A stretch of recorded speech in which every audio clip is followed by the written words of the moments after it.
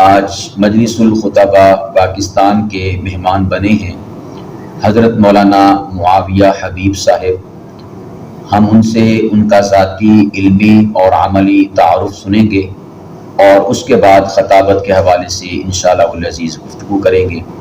تو میں حضرت سے التماس گزار ہوں کہ آپ اپنا ذاتی علمی اور عملی تعارف ہمارے سامنے پیش فرمائیں۔ مولانا مفتی جاسم شاہی صاحب، اللہ تعالیٰ کو خوش رکھے۔ بہت شکریہ آپ نے مجھے موقع دیا بات کرنے کا۔ میرا نام ہے محمد معاویہ حبیب۔ میں امام الخطبہ خطیب اسلام حضرت مولانا پیر سلیمان طارق رحمۃ اللہ علیہ کا نواسہ ہوں، ماشاءاللہ۔ اور اسی طرح امام الاولیاء پیر طریقت حضرت اقدس پیر سید انور شاہ صاحب بخاری نور اللہ مرقدہ، جو دیپالپور والے تھے، حضرت میرے شیخ بھی تھے اور حضرت نے مجھے اجازت بھی دی اپنے سلسلے کی۔ اور الحمدللہ چونکہ میں نے ابتدائی تعلیم مدرسہ قاسم العلوم ہے یہاں سند پورہ، جو مولانا رفیق جامی صاحب والی مسجد ہے، وہاں حضرت قاری عبدالغفار غنی صاحب رحمۃ اللہ علیہ کے پاس میں نے ناظرہ پڑھا، حفظ کیا، اور وہاں باقاعدہ تجوید کی کلاس نہیں تھی، لیکن حضرت نے سپیشل مجھے تجوید پڑھائی اور دیگر کتب پڑھا کے وہیں سے میری مکمل تعلیم الحمدللہ ہوئی۔ اور وہاں سے پھر الحمدللہ اللہ تعالیٰ نے مجھے یہ اعزاز بخشا۔ ویسے بھی ہمارا الحمدللہ پورا گھرانہ دینی ہے۔ میرے والد محترم ساری زندگی اللہ کے قرآن کی خدمت کی، اور والد صاحب بھی حافظ قاری ہیں، والدہ بھی حافظہ عالمہ ہیں، ہم 4 بھائی 3 بہنیں، الحمدللہ سبھی اللہ تعالیٰ نے سب کو قرآن کریم کی دولت سے نوازا۔ اچھا حضرت، ماشاءاللہ آپ بیان بھی کرتے ہیں، جمعہ بھی پڑھاتے ہیں، تو ہر ایک خطیب کی کوئی نہ کوئی ابتدا ہوتی ہے، اس کا خطابت کا آغاز ہوتا ہے، یا تو اس نے مدرسہ کی بزموں میں حصہ لیا ہوتا ہے، یا اس نے کوئی کورس کیا ہوتا ہے، یا کوئی شخصیت ایسی ہوتی ہے کہ جو اس کو اس حوالے سے گائیڈ کرتی ہے۔ تو آپ کی جو خطابت کی ابتدا ہے اس کے پیچھے کون سے ذرائع ہیں؟ کیا آپ نے کوئی کورس کیا تھا، یا کوئی شخصیت تھی جس نے آپ کو نکھارا، یا مدرسہ کی بزموں میں آپ نے حصہ لیا اور پھر اس بنا پر آپ جو ہے خطابت کے میدان میں آئے؟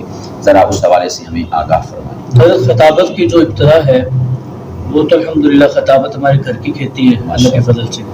میرے نانا جان چونکہ اپنے وقت کے بڑے عظیم خطیب تھے، مولانا پیر سلیمان طارق رحمۃ اللہ علیہ، تو میں بچپن سے ہمارے گھر میں نانا جان کی کیسٹیں ہوا کرتی تھی، بیان سنا کرتے تھے، اور بچپن سے ہی بلکہ طالب علمی دور سے پہلے ہی گھر میں ہم نے بستر لگا لینے اور بستر کے اوپر میں نے بیٹھ جانا اسٹیج بنا کے، اور باقی بہن بھائیوں نے سامنے بیٹھ کے وہ پھر میرا بیان سنا، جو بھی میں نے اس پر بولنا۔ وہاں سے میرا یہ شوق تھا، کوئی میں نے بزم میں حصہ نہیں لیا، بس بچپن سے شوق تھا تقریریں کرنی۔ تو پھر ایک دن ایسا ہوا کہ ابھی میں پڑھتا تھا، میں گردان کرتا تھا، اس دوران ڈیر مارک کی طرف سے رسول پاک صلی اللہ علیہ وسلم کی شان میں گستاخی ہوئی تھی، جس کی وجہ سے پورے ملک میں پہیہ جام ہڑتال ہوئی۔ جمعے کا دن تھا، تو اس دن لاٹھیاں والا یا کٹ والا کے قریب ہے، وہاں گاؤں میں بڑی جو جامعہ مسجد ہے بڑے مینار والی، وہاں مولانا شہباز قاسمی صاحب کا بیان تھا، انہوں نے جمعہ پڑھانا تھا، تو میں والد صاحب کے ساتھ وہاں گیا، تو حضرت نہیں آ سکے ہڑتال کی وجہ سے۔ تو وہاں جا کے پھر انہوں نے میرے والد صاحب کو کہا آپ جمعہ پڑھائیں۔ اب والد صاحب بیان نہیں کرتے، تو مجھے کہنے لگے کہ آتے بچھڑیاں تو تقریر کرنا، چل ہم تو جمعہ پڑھا۔ ابھی میری کلو کوئی گاڑی بھی نہیں تھی، میں بالکل 12-15 سال کا تھا، مسئلہ تھا بیان کرنے کا، والد صاحب بیان نہیں کر سکتے تھے، تو میں ممبر پہ بیٹھ گیا، تو بیٹھ کے ایک مرتبہ پسینے چھوٹ گئے، ماشاءاللہ بڑی مسجد تھی۔ خیر میں نے نا خطبہ شروع کیا، کوئی پونا گھنٹے ایسا اللہ نے مجھے شرح صدر عطا فرمایا جیسے کہ میرے قلب پہ اللہ پاک الفاظ اتار رہے اور میری زبان سے نکل رہے۔ وہ میری زندگی کا پہلا بیان تھا۔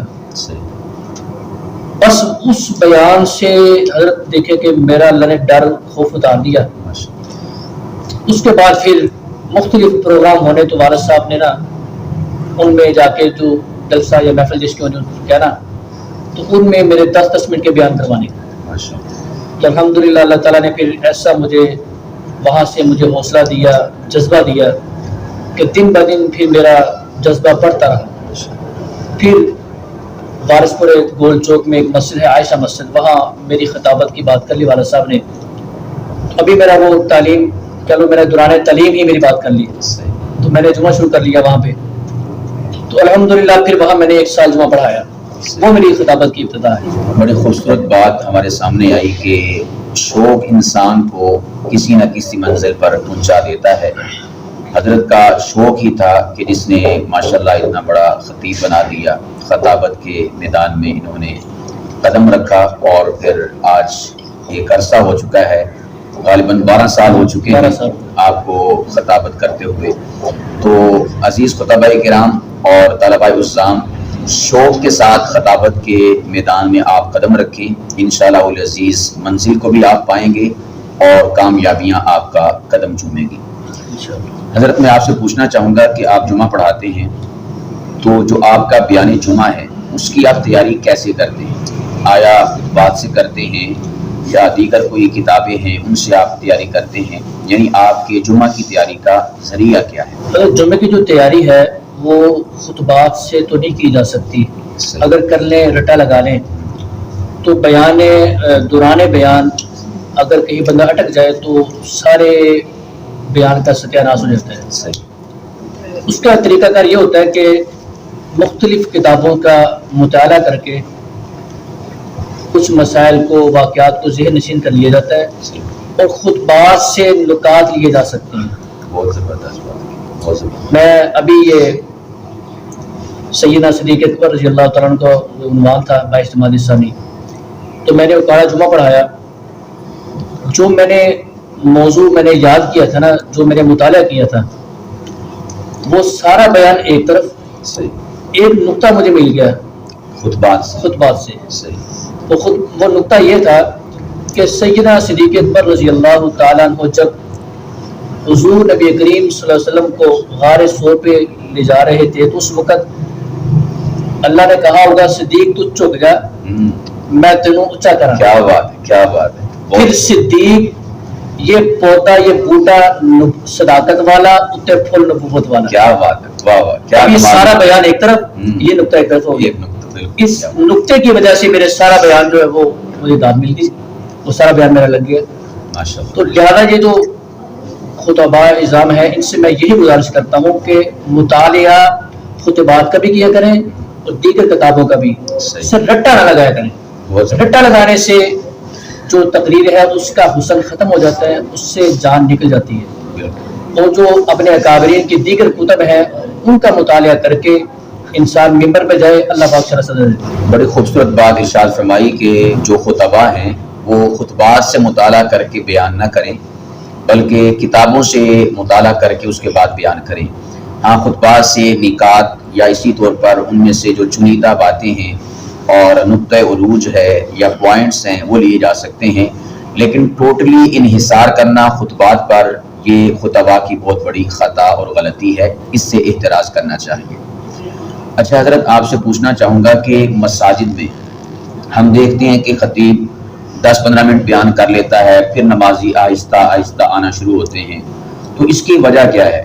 آیا اس میں قصوروار عوام ہے کہ وہ دین سے محبت نہیں کرتے، دین سے بے اعتنائی برتتے ہیں، یا اس میں قصوروار خطیب ہے کہ اس کا بیان ایسا نہیں ہوتا، یا اس کی خطابت نہیں ہوتی، یا اس کے پاس مواد نہیں ہوتا کہ وہ لوگوں کو دے، اس وجہ سے لوگ لیٹ آتے ہیں؟ اس میں قصوروار کون ہے؟ حضرت یہ جو لوگ لیٹ آتے ہیں نا، آپ دیکھیں مولانا رفیق جامی صاحب ہیں، مولانا شبیر عثمانی صاحب ہیں، ان کی جو مساجد ہیں، ان کے ہاں دیکھیں کہ خطیب صاحب بعد میں آتے ہیں، لوگ پہلے بیٹھے ہوتے ہیں۔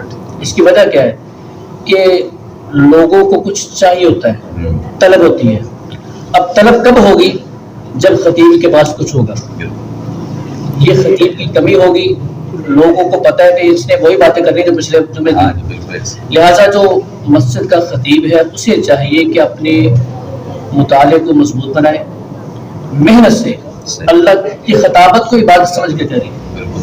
اگر خطابت کو عبادت سمجھ کے اللہ کی رضا کے لیے، اللہ کی خوشنودی کے لیے پوری توجہ سے، محنت سے 8 دن بندہ محنت کرے، اس کا صبر اللہ پاک جمعے کو عطا فرماتے ہیں۔ کمال بات ہمارے سامنے آئی ہے کہ جب آپ علم سے بھرے ہوئے ممبر پر بیٹھیں گے تو پھر کوئی وجہ نہیں بنتی کہ عوام آپ کا بیان سننے کے لیے آئے نہ. چونکہ ہم نے مطالعہ ڈٹ کے کیا نہیں ہوتا اور اپنے اس موضوع کو علمی اعتبار سے ہم نے معمر و معطر کیا نہیں ہوتا، اس بنا پر پھر عوام ہمارے پاس کیا کرنے آئے. وہ تو بیچارے پھر آخر میں نماز کی ادائیگی کے لیے یا عربی خطبے کی سماعت کے لیے آتے ہیں. تو اس لیے اگر آپ چاہتے ہیں کہ آپ کی مساجد میں مجمع آپ کے آنے سے پہلے موجود ہو تو آپ کو مطالعہ کے ذریعے سے اپنے آپ کو مسلح کرنا ہوگا، لیس کرنا ہوگا. حضرت آپ سے ایک سوال ہے کہ ماشاءاللہ آپ نے بہت ساری خطباء کے ساتھ وقت گزارا ہوگا، ان کے ساتھ اٹھے بیٹھے ہوں گے، تو آپ نے خطباء میں جو خامیاں پائی ہیں، دیکھی ہیں، نوٹ کی ہیں، ان کو ہمارے سامنے رکھیں تاکہ ہم ان خامیوں کے تناظر میں اپنی اصلاح کرنے کی کوشش کریں. حضرت میرا جو زیادہ وقت گزرا ہے وہ گزرا ہے مولانا رفیق جامی صاحب کے ساتھ، ان کے ساتھ میرے اسفار بھی ہوئے، اور اسی طرح میرے شیخ خطیب عالم اسلام حضرت مولانا پی ایس سید انور شاہ صاحب اپنے وقت کے بڑے عظیم خطیب تھے، ان کے ساتھ بھی میرا اچھا خاصا وقت گزرا ہے.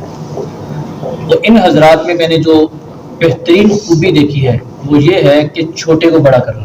ماشاءاللہ زبردست. یعنی کہ میرے جیسے ناچیز طالب علم نے اگر بیان کیا نا تو وہ اگر اس کے بیان میں کچھ بھی نہیں ہے لیکن انہوں نے اسٹیج پہ ایسی داد دینی اس میں سب کچھ بھر جاتا ہے. کیا بات، کیا بات. مولانا رفیق جامی صاحب کی بڑی خوبی ہے، بڑی داد دیتے، ماشاءاللہ کمال کرتی، بٹ کرتے. یہی بات حضرت پیر سید انور شاہ صاحب رحمۃ اللہ علیہ میں تھی. تو باقی میں ایک ناچیز طالب علم ہوں، میں خامی تو بیان نہیں کر سکتا، البتہ خوبیاں ان علماء میں نے یہ دیکھی. ماشاءاللہ بہت خوبصورت بات کی ہے کہ ہمارے بڑے ان کے سامنے کوئی چھوٹا بیان کے لیے آئے تو اس کو تھپکی ایسی دیتے ہیں کہ وہ بڑا ہو جاتا ہے، اس کا حوصلہ بڑھ جاتا ہے. ہمارے ہاں یہ ایک عام مرض پایا جاتا ہے کہ اگر کسی نے اچھا کام بھی کیا ہو ہم اس کی حوصلہ افزائی کرنے کی بجائے ہم اس کا حوصلہ پست کرتے ہیں. یعنی ہم کہتے ہیں یار تو نے نہ کچھ اچھا نہیں کیا، مزہ نہیں آیا. تو اس سے کیا ہوتا ہے کہ اس اگلے بندے کا حوصلہ ٹوٹ جاتا ہے، پھر وہ آگے قدم نہیں بڑھا پاتا. تو آپ اپنے اندر اس صفت کو پیدا کریں کہ آپ نے جو بھی آپ کے سامنے آئے اس کی حوصلہ افزائی کرنی ہے، اس کو تھپکی دینی ہے، اس کو شاباش دینی ہے. انشاءاللہ آپ کی تھپکی اور آپ کی شاباش کی وجہ سے وہ آگے سے آگے بڑھے گا تو انشاءاللہ آپ اس کی کامیابیوں کے اندر برابر کے حصہ دار ہوں گے. اچھا حضرت ماشاءاللہ مولانا سلیمان طارق صاحب جو کہ خطابت کی جانی پہچانی شخصیت ہیں، ان کا آپ کے ساتھ رشتہ بھی ہے، تو آپ ذرا ان کی خطابت کے حوالے سے ہمارے سامنے باتیں ذکر کریں. وہ کیسے خطیب تھے، کیسے پڑھا کرتے تھے، کیا ان کی روزمرہ کی زندگی تھی، ان کے زندگی کے چند گوشوں پر ذرا ہمارے سامنے روشنی ڈالیں. مولانا سلیمان طارق رحمۃ اللہ علیہ میرے نانا جان تھے، اور حضرت کی جو سب سے بہترین حضرت کی خطابت کی جو کہہ لو کہ لوگوں میں جان ڈال دینے والی چیز تھی وہ یہ تھی کہ حضرت قرآن کریم اتنا پیارا پڑھتے تھے، بسم اللہ پڑھتے تھے، لوگوں کا ایمان تازہ ہو جاتا تھا. کیا بات، کیا بات. اور پھر اپنی تقریر میں اشعار زیادہ سے زیادہ پڑھتے تھے، ایسی بلا وجہ نہیں، بے تکے نہیں. جہاں بات فٹ آئے، بات کا وزن بنتا ہو، وہاں اس اشعار کو پڑھنا، اس شعر کو پڑھنا. بڑی خوبصورت بات ہے. اور ایک اور بڑی بات یاد آ گئی، جو مولانا بلال حنیف ملتانی صاحب، قاری حنیف ملتانی رحمۃ اللہ علیہ کے بیٹے، میرے بہت اچھے دوست ہیں. وہ اکثر مجھے ایک بات سمجھایا کرتے ہیں کہ تقریر میں جو اشعار پڑھنے ہیں نا، شعر کسی کے بھی پڑھ لو لیکن انداز اپنا ہو. انداز اپنا ہو. آج کل کے خطبہ پتہ کیا کرتے ہیں، مثال کے طور پہ اب انداز چل رہا ہے جی قاسمی صاحب کا بیان میں، اس میں جو شعر پڑھنا ہے وہ بھٹو صاحب کا انداز ہے، وہ کسی نعت خواہ کا انداز ہے. لیکن وہ فرمایا کرتے کہ اپنی تقریر میں مولانا سلیمان طارق رحمۃ اللہ علیہ کی جو تقریر ہوا کرتی تھی نا، وہ شاعر اسلام عبدالعزیز انجم، اسی طرح محمد خان کمتر مرحوم رحمۃ اللہ علیہ، دیگر شعراء کے اشعار پڑھتے تھے، لیکن ان کا پڑھنے کا انداز اپنا تھا، بڑا منفرد انداز تھا. زبان میں صفائی تھی، بات کا چناؤ تھا. ایک تو وہ اشعار بہت پیارے انداز میں پڑھا کرتے تھے، قرآن پاک کا پڑھنے کا بڑا بہت ہی عجیب حسن تھا ان کا. اور تیسرا وہ یہ تھے جہاں انہوں نے مطالعہ، علم، اشعار، قرآن، یہ سب چیزیں اپنی جگہ، لیکن ایک اور بڑی زبردست چیز تھی کہ وہ جب اسٹیج پہ آیا کرتے تھے بڑے بنٹھن کے آیا کرتے تھے، جہاں کا آپ لے کے اور بڑا आसमानी कलर का सूट और बास्केट और खुस्सा वगैरह दीगर, यानी पूरे पारना होते पूरे थे। पारना, क्या ये चीजें खतीब को चार चांद लगा देती हैं। बहुत खूबसूरत। मिसाल के तौर पे मामू खांजन वाली साइड पे एक जलसा था, मौलाना ज़िया उल कासिमी रहमतुल्लाह अलैह बयान फरमा रहे थे, तो उस दौरान उस जलसे में जहां मर्द हजरात थे, बहुत बड़ा मजमा था, तो दरमियान में कनात लगी थी, एक साइड पे औरतें थी। तो उस तकरीर के दौरान जब मौलाना सुलेमान तारक रहमतुल्लाह अलैह तशरीफ लाए ना, तो मौलाना ज़िया उल कासिमी रहमतुल्लाह ने फरमाया, ओ देखो दूल्हा आ गया। वाह वाह, क्या बात। तो जब ये कहा तो वो जो खवातीन दोनों टंट फाड़े और चले स्टेज पे। अल्लाह अकबर। यानी वाह, वाह, कि अल्लाह ताला ने उनको हर तरह का हुस्न दिया था। क्या बात, क्या बात। खतीब को चाहिए कि जहां अपना मुतालिया मजबूत रखे, वहां अपनी लड़ियों की तरह ना जाए स्टेज पे, अपना हुस्न, अपनी इज्जत वकार, अपनी टोर टप्पे के साथ जाए। क्या बात, क्या बात। जो अल्लाह ने दी है, ये नहीं कि अपनी चादर से ज्यादा पाँव फैला देना, कम से कम अपनी हैसियत के अंदर रह के सफाई सुथराई बनार सवार हर चीज के साथ इस तरह जाए, फिर जाके अल्लाह से, पहले अल्लाह से मांगे, फिर दीगर चीजें अल्लाह से मांग के अपना बनाओ सगाओ, उसके बाद फिर जो मिंबर पे जाए, स्टेज पे जाए, इंशाअल्लाह उसमें बड़ा वजन होगा। अच्छा हजरत, माशाल्लाह आप सुरीला बयान करते हैं, तर्ज लगाते हैं और तरन्नुम के साथ बयान करते हैं, तो ये आपने कैसे सीखा? क्या आप किसी खतीब को कॉपी करते हैं या आपका ये ज़ाती अंदाज है जिसके ज़रिए से आप आवाम के सामने खिताब करते हैं? हजरत तरन्नुम जो है, मैं पहले कॉपी करता था मौलाना ज़िया उल कासिमी रहमतुल्लाह अलैह। सही। फिर चूंकि मेरा वक्त ज़्यादा गुजरा मौलाना रफ़ीक जमी साहब के साथ, उनका अपना अपनी अंदाज है, जी जी। तो मिक्स हो गया है। अच्छा अच्छा अच्छा। अब मेरा अपनी अंदाज है, वो मिलता जुलता है कासिमी साहब के साथ भी, जामी साहब के साथ, मेरा अपना अंदाज है। अच्छा, बहुत सारे नए खुतबा ऐसे हैं कि जो मदारिस में पढ़ते हैं, उनका जी चाहता है कि मैं फ़लाँ खतीब के अंदाज में बयान करूँ, फ़लाँ को कॉपी करूँ, तो आप उसके लिए क्या तजवीज़ करना चाहेंगे कि क्या उसूल अपनाएं, क्या ज़ाब्ता उनके लिए है, क्या गुर है उनके लिए कि वो उस गुर को अपना कर किसी खतीब को कॉपी कर सकें या उनके अंदाज में बयान कर सकें? ये तो हजरत बड़ा आसान है। अब इस दौर में पहले तो कैसेटें हुआ करती थी, तो सिर्फ आवाज़ आती थी। जी। अब तो सोशल मीडिया का दौर है, वीडियो में अंदाज भी देखा जाता है, कैसे हाथ के इशारे हैं, चेहरे हैं, जो भी तरीकाकार है, अब तो बड़ा आसान है। मिसाल के तौर पे जामी साहब है ना जी, तो हजरत का जो अंदाज है खिताबत का, वो बयान का जो शुरू है ना, जो खुतबा पढ़ते हैं, तो बड़े संजीदा होके हजरत खुतबा पढ़ते हैं, और फिर जो खुतबे के बाद जो हजरत इब्तिदा करते हैं, जब तमहीद बांधते हैं, उस वक्त हजरत एक बात में बड़ा वजन होता है और बड़ा जम के बात करते हैं, हर लफज जम के बोलते हैं। जब हजरत तरस शुरू करते हैं, फिर हजरत के अल्फाज भी लेसे हो जाते हैं, जुबान में ना नरमी आ जाती है। यानी कि ये देखिए, मैंने गौर किया, मुझे पता चल गया, ये कोई भी कर सकता है। किसी भी खतीब को देखें कि वो उसकी इब्तिदा कैसी है, फिर वो तमहीद कैसे बांधता है, फिर जो उसने आगे तरन्नुम शुरू की है वो कैसे शुरू की है, उसने इब्तिदा कैसे की है, उस अल्फाज का चुनाव है वो किस तरह की है। ये सोशल मीडिया के जरिए, ये यूट्यूब है, दीगर जराए हैं, तो ये बड़ा आसान है वीडियोस के जरिए देखना। अच्छा, माशाल्लाह आपने हजरत मौलाना ज़िया उल कासिमी रहमतुल्लाह उनको भी सुना हुआ है, तो उनकी खताबत के हवाले से आप हमारे सामने कुछ बातें इरशाद फरमाएं। वो कैसी खताबत किया करते थे, क्या उनका अंदाज था, क्या उनका तरीका था, मजमे पर छा जाया करते थे, तो कौन सी खूबी थी? आपने तो उनको फेस टू फेस सुना है, तो कुछ हमारे सामने उन बातों को जिक्र फरमाएं। मौलाना ज़िया उल कासिमी रहमतुल्लाह अलैह अपने वक्त के बेताज बादशाह थे खताबत के। हजरत का जो बयान का अंदाज था ना, वो अगर किसी जलसे में आए, आते ही हजरत ने एक ऐसा करंट डालना कि मजमे पे छा जाना। यानी कि ये अल्फाज का चुनाव है जो मैंने पहले गुजारिश की है कि अल्फाज ऐसे इंसान के पास हो, क्या ऐसे जोश में आए और ज़हन में बात हो रहा है तो मजमे पे छा जाए। जब छा जाते थे, फिर हजरत का जो तरन्नुम वाला अंदाज था वो बड़ा मीठा सा था। उसमें फिर बंदा, जब इंसान किसी पे ज़हन पे कब्जा कर ले ना जी, तो फिर उसकी ठंडी बात भी अच्छी लगती है और सख्त बात भी अच्छी लगती है। और हजरत अक्सर बयान में झिड़क भी दिया करते थे, और हजरत का के वो जुमला था, वो गिलिया लकड़ा। और आज का खतीब क्या के देखें लोग बर्दाश्त नहीं करेंगे, लेकिन हजरत یہ اصل میں صرف خطابت نہیں تھی. سید نفیس الحسینی شاہ صاحب رحمۃ اللہ علیہ میرے سب سے پہلے میں ان سے بیعت ہوا تھا. حضرت شاہ جی فرمایا کرتے تھے ساری دنیا مولانا جلال قاسمی کو خطیب کی نظر سے دیکھتی ہے لیکن میں اس کو اللہ کے ولی ہونے کی نظر سے دیکھتا ہوں. کہ مولانا جلال قاسمی رحمۃ اللہ علیہ صرف خطیب نہیں تھے, یہ اللہ کے ولی بھی تھے. تو ظاہری بات ہے انسان کا جب تقویٰ ہو, انسان کا ایمان مضبوط ہو تو اس کی بات میں ویسی وزن ہوتا ہے. اب میرے جیسا طالب علم بات کرے, ایک طرف میں ترنم لگا رہا ہوں, سر لگا رہا ہوں, ایک طرف مولانا طارق جمیل صاحب ڈی اور آپ سی باتیں کریں, اور میری بات میں وہ وزن نہیں ہے جو ان کی بات میں وزن ہے. دنیا ان کو زیادہ سنتی ہے, کیا وجہ ہے؟ ان کا مجھ سے ایمان زیادہ مضبوط ہے تقوی کے اعتبار سے, ہر اعتبار سے. تو مولانا جلال قاسمی بھی یہی چیز تھی, اللہ تعالیٰ نے ان کو ایسی ایسی صلاحیتیں دی تھی, وہ اللہ کے ولی تھے. پہلے اللہ کے ولی تھے, بعد میں وہ خطیب تھے. پہلے اللہ کے ولی تھے, بعد میں خطیب تھے. بس یہی ان کا کمال تھا. ماشاءاللہ, یہ تو نقطہ عروج ہے خطابت کے حوالے سے بھی.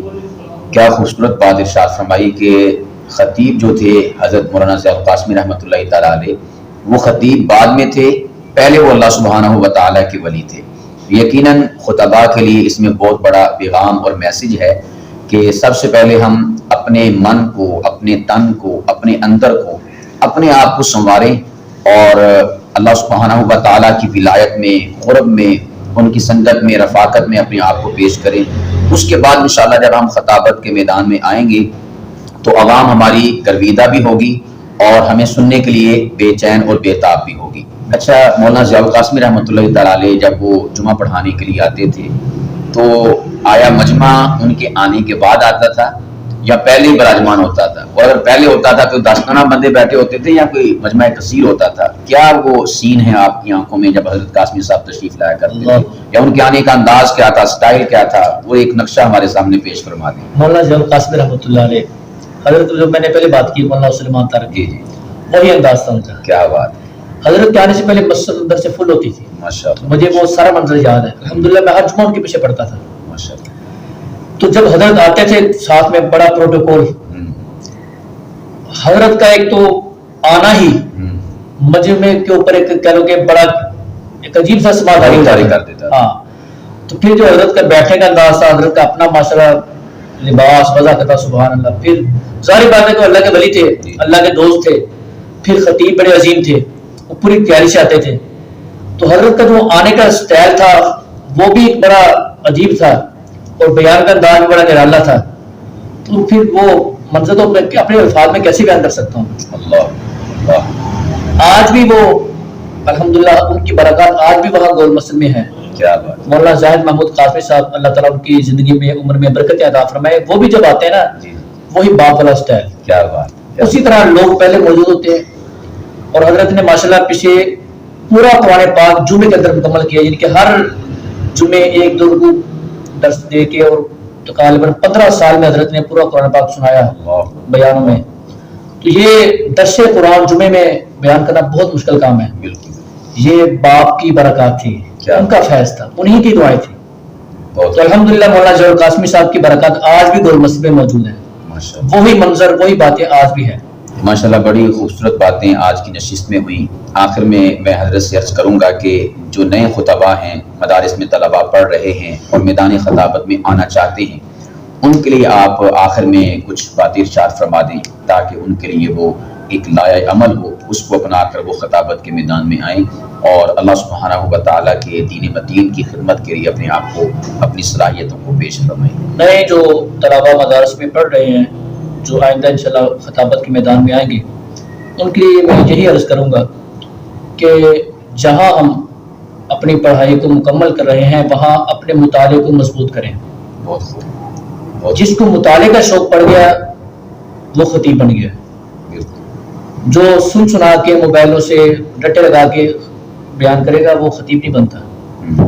تو خطیب کیسے بنے, یہ پہلے ہم بھی ایک طالب علم تھے, الحمدللہ آج بھی طالب علم ہیں. بڑے جو خطباء ہیں, مثال کے طور پہ میں نام لیتا ہوں مولانا جلال قاسمی رحمۃ اللہ علیہ کا, یہ بھی انہی مدارس میں پڑھے ہیں. چٹائیوں پہ بیٹھے ہیں, ترپائی پہ قرآن پاک رکھ کے, کتابیں رکھ کے, اسی میدان سے, انہی ماحول سے گزر کے گئے ہیں. تو اللہ تعالیٰ نے ان کو اتنی عزت عطا فرمائی, پوری دنیا میں آج ان کا نام ہے. تو آج ہم بھی اپنا نام بنا سکتے ہیں اگر ہم وہی محنت کریں، اللہ سے مانگتے بھی رہیں، اپنا تعلق بھی اللہ سے مضبوط کریں اور اپنا مطالعہ مضبوط کریں۔ ہمارے اندر جب روحانیت ہوگی اور اوپر سے ہمارا مطالعہ مضبوط ہوگا، انشاءاللہ ہماری زبان میں اللہ پاک تاثیر پیدا فرمائیں گے۔ الحمدللہ آج کی نشست میں بہت کچھ ہمیں سیکھنے کو ملا۔ جو مین مرکزی پوائنٹ اور نقطہ ہے آج کی نشست کا، وہ ہے اپنے مطالعہ کو مضبوط کرنا۔ جس عالم نے، جس طالب علم نے، جس خطیب نے مطالعہ مضبوط کر لیا تو انشاءاللہ العزیز کوئی بھی شے اسے میدان خطابت میں، میدان علم میں کامیابیوں کی سیڑھیاں اور معراج طے کرنے سے نہیں روک سکتی۔